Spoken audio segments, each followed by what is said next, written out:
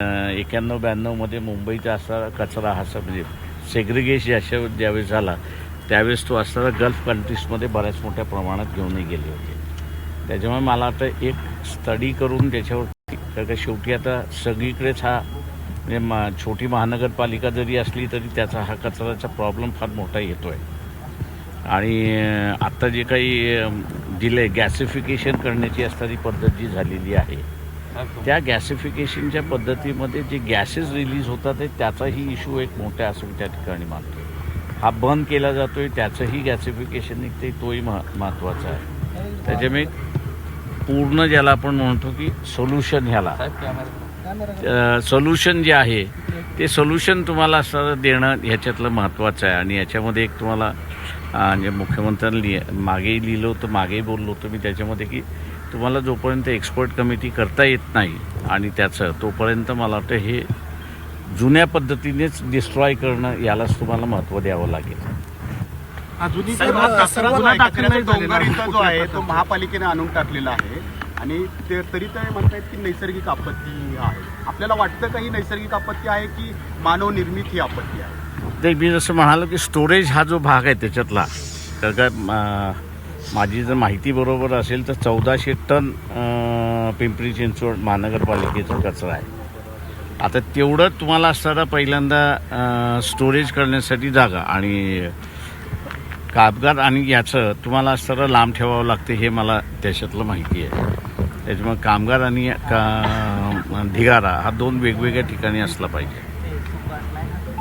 म्हणून महानगरपालिकेने स्वतःच्या जागा विकत घेतल्या पाहिजेत ग्रामीण भाग लागून असणाऱ्या इलाक्यामध्ये आणि तिथे लोकवस्ती नसणार हे तुम्ही बघितलं पाहिजे. कारण काय माझा अनुभव मी सांगतो की 91मध्ये मी असताना सुट्टणकर मुंबई कमिशनर होते आणि मी त्यांना म्हटलं होतं माझ्याबरोबर गाडीत चला, मीच गाडी चालवली. आणि देवनाचं जे डम्पिंग ग्राउंड होतं त्या देवनाच्या डम्पिंग ग्राउंडमध्ये आम्ही गेलो. 4 मिनिटानंतर गाडी अख्खी आमची माशांनी भरली होती वेगवेगळ्या ह्याच्यामध्ये. ते म्हटलं गाडी चालवणार कशी? म्हटलं ब्लाइंडली चालवणार. म्हटलं हा तुमचा ड्रायव्हर चालवतो आहे ब्लाइंडली गाडी आता.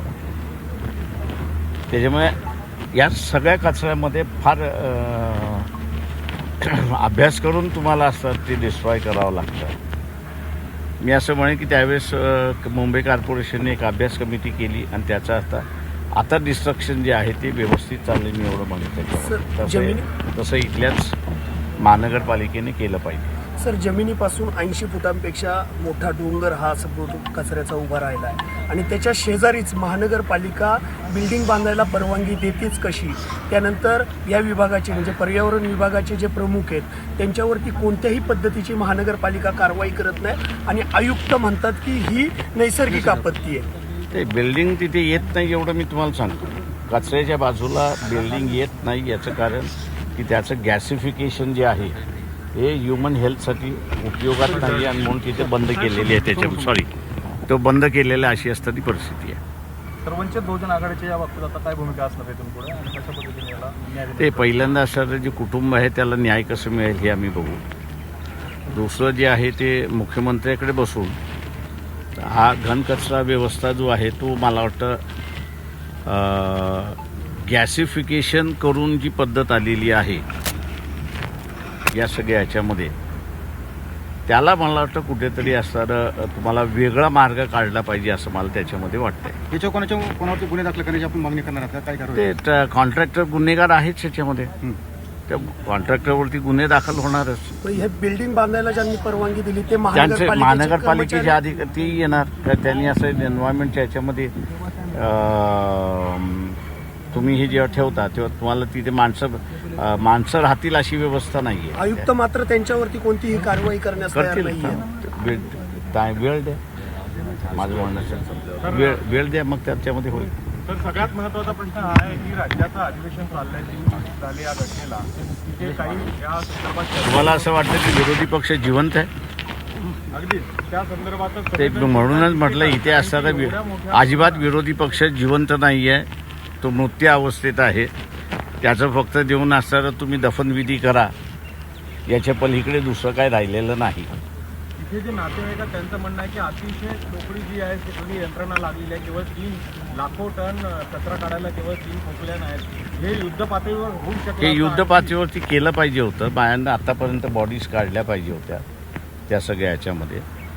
कारण का आणि आता माझ्या जमिनीच्या खाली माणूस जिवंत आहे की नाही आहे ते इन्स्ट्रुमेंटनी कळतं.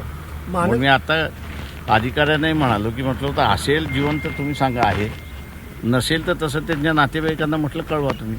महानगरपालिकेने रात्री कुदळवाडी साफ केली, मात्र इथला कचरा साफ करण्यासाठी किंवा कचरा उचलण्यासाठी महानगरपालिका सर्वतोपरी प्रयत्न करताना दिसत नाही. ते तो तर दिसतोच आहे आता सगळ्यांना.